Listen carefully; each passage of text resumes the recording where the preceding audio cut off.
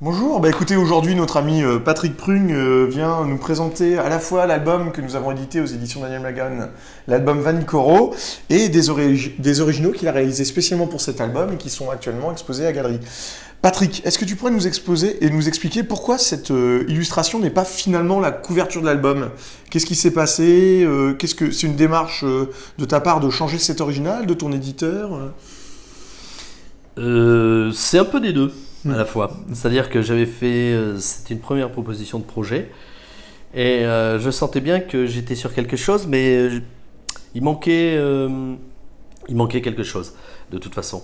Et donc mon éditeur, en l'occurrence toi et Daniel, m'ont dit, vous m'avez dit, oui, elle est forte, mais peut-être que le bateau mériterait d'être plus visible. On est quand même dans un naufrage et tout. Et c'est vrai que, mais c'est ça qui est bien dans une couverture, c'est qu'on discute et voilà. Donc ça restera un projet de couverture et la définitive qu'on voit ici, un bateau plus gros et même, tu vois, t'as mis même du mouvement encore plus dans le pagne là, qui voilà, s'envole voilà, et le personnage en second plan voilà. qui est plus dans l'ombre finalement. Tout à fait. Mais quand on refait et on a plus de cartes maîtresses, bon, on va plus à l'essentiel. Du coup. Et alors Patrick, comment t'es venu cette idée de faire l'album Vanikoro? Je sais que c'est un album, tu as hésité de nombreuses années pour le faire. Pour quelle raison pour toi c'était un projet qui était peut-être plus compliqué que les précédents? C'est pas qu'il était plus compliqué, par contre il me tient à cœur depuis des années et je me suis dit bon je vais faire une petite entorse comment dire, dans le processus du Nouveau Monde et je vais partir dans le Pacifique. C'est vraiment une histoire qui me tenait à cœur. Difficile, oui, avec la documentation et se replonger dans tout ce que j'ai pu lire comme écrit sur tous ces gens qui ont fait des recherches sur le naufrage, sur le pourquoi, le comment, les éventualités. Et une fois que j'ai eu empilé tout ça, je suis parti au large. Et toi, en plus, toi, ce que j'aime beaucoup dans ton travail, tu sais, Patrick, c'est que tu travailles toujours sur une base historique. Et là, je trouve que dans ce contexte-là, c'était plus compliqué, parce que tu devais partir d'une hypothèse forte, c'est qu'est-ce qui serait arrivé aux survivants de l'expédition de la Pérouse. Et sur quelle base tu t'es fondé, tu as travaillé pour nous expliquer ce qui serait sûrement arrivé à ces survivants? Oui, alors moi j'adore le côté historique, mais là j'avais vraiment une trame historique. Je savais qu'il y avait 2 frégates échouées en 1788 sur cette île. On le savait, on a fait des recherches, ça s'est prouvé. On a retrouvé les épaves. Je savais qu'il y avait eu un camp français. Je savais qu'à l'époque il y avait des autochtones, des Mélanésiens, des Polynésiens. Je savais qu'à la fin, la tradition orale dit qu'il y en a 2 qui sont restés sur l'île. La tradition orale dit qu'ils ont construit un bateau, qu'ils ont construit une palissade. Voilà, ça c'est tout le côté historique. Et après, à moi de jouer, puisqu'on ne sait pas ce qu'ils sont devenus. Et alors maintenant, on va venir plutôt sur ton côté technique, Patrick. Tu pourrais m'expliquer comment tu fais exactement pour réaliser cette écume, là, cette eau bouillonnante là, dans cette tempête, là, techniquement? Alors en fait, moi je fais un fond à l'aquarelle et je monte mes couleurs, ce qu'on appelle monter les couleurs. Ensuite, il arrive un moment où moi je ne travaille pas du tout avec des réserves de blanc, ou très peu, et je veux quelque chose de fort pour l'écume. Et en fait, donc la gouache, qui est un dérivé de l'aquarelle, hein, qui est une peinture à l'eau aussi, me va très très bien, parce que je peux aller dans la matière et faire de l'éclaboussure, voilà, il faut que ça vive quand même une couverture, pas qu'une couverture, une case aussi, mais voilà, il faut qu'on ait les embruns, il faut qu'on ait... c'est finalement ton travail final alors sur cette image? Ça c'est mon travail final, voilà, qui reste un projet de couverture, puisque l'original et la véritable couverture reprend ce dessin, mais différemment, un petit peu avec par exemple le bateau plus gros, des choses comme ça, mais l'essentiel est là, voilà, dans l'original. Patrick, j'ai une petite question encore technique. Peux-tu m'expliquer comment tu réussis à rendre cette atmosphère un peu vaporeuse que j'adore dans cette illustration?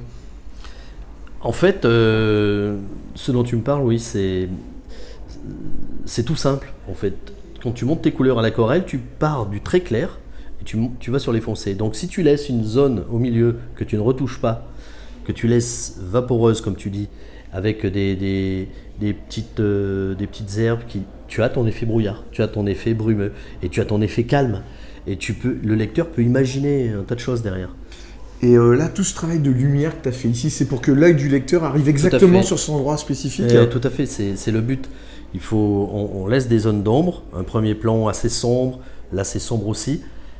Par contre, le personnage est clair sur une grosse racine dans la mangrove, beaucoup plus éclairée. On focalise, il faut pas de malentendu sur une couverture. L'œil doit être tout de suite là, paf. On ne doit pas commencer à se demander qui c'est, où c'est, quand, quoi, comment. Non, non, ça doit être instantané. Et c'est un travail de nouveau à la gouache, j'imagine, ici. Alors, c'est ce qu'on appelle des réaux de gouache, c'est de l'aquarelle. Et ensuite, la partie très claire, c'est des réaux de gouache. Est-ce que tu travailles uniquement à l'aquarelle? Est-ce que tu fais beaucoup de recherches avant, préalables, pour faire une telle couverture? Voilà, comment tu travailles sur une image? Alors, pour être concret, sur une couverture, quelle qu'elle soit, je fais d'abord des petits crayonnés, des mises en scène, je pars pas à l'aveuglette. Parce qu'il ne faut pas oublier qu'une couverture, mais une illustration c'est pareil, il faut utiliser l'espace à bon escient. Il ne faut pas des grosses masses d'un côté, à moins que ce soit très voulu. Et il faut qu'une illustration soit très équilibrée et en même temps très vivante. Donc je commence par des crayonnés, des petits croquis. Ensuite, je passe à la réalisation définitive du crayonné. Et ensuite, c'est ma technique à l'aquarelle qui fait le reste. Surtout que oui, dans une couverture, c'est une illustration qui a la spécificité d'avoir le titre de l'album, le nom de l'éditeur et tout. Donc tu es obligé de tenir compte de tout ça avant de réaliser ton image. Oui. On ne travaille pas du tout une couverture comme une illustration, c'est complètement différent. Et de toutes ces couvertures que tu as fait avec nous, Patrick, pendant des années, que ce soit Frenchman, Pawnee, Rockway, laquelle t'es venue quasiment du premier coup? Elle était finalement la plus facile. Alors, celle qui m'est vraiment... Autant j'ai fait plein de projets de couverture pour tous les albums, autant pour Iroquois, c'est venu tout de suite. Je vous l'ai montré, je me souviens. Et elle a plu à tout le monde tout de suite. Voilà. Il y a des choses comme ça qui se passent...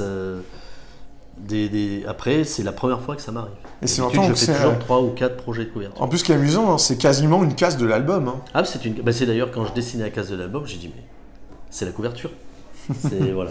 Et là, on voit, il y a deux différences entre la couverture quasiment à la recherche de couverture, qui est quasiment la couverture définitive de Vanikoro, et de la couverture du tirage de tête de Bulle en Manche. Je trouve que c'est pas du tout la même chose. Il y en a une qui est beaucoup plus, on sent on voit le calme, on entend le calme, le silence. Est-ce que tu pourrais nous expliquer un peu cette couverture de... qu'est-ce que tu as voulu raconter avec celle-ci du tirage de tête, Patrick? Qu'est-ce que j'ai voulu raconter? Justement, ce calme. On peut imaginer, on n'a pas la bande-son en BD, on peut imaginer juste les bruits de la forêt, les perruches, les bruits... il n'y a pas de singe à Vanikoro. Alors, les bruits des perruches, des oiseaux, ce fourmillement et ce clapotis de l'eau, c'est tout. Voilà. Et peut-être les autochtones qui se font des signaux vocaux. Voilà. On n'est pas du tout dans le même domaine que... dans la houle, le naufrage, le ressac, c'est pas du tout la même chose. Là, on est dans la jungle pure. Sache, Patrick, que c'est une de mes illustrations préférées que tu aies jamais faites. Écoute, je trouve ça vraiment magnifique. Merci à toi, Patrick. Merci, c'est moi. Merci, Diane.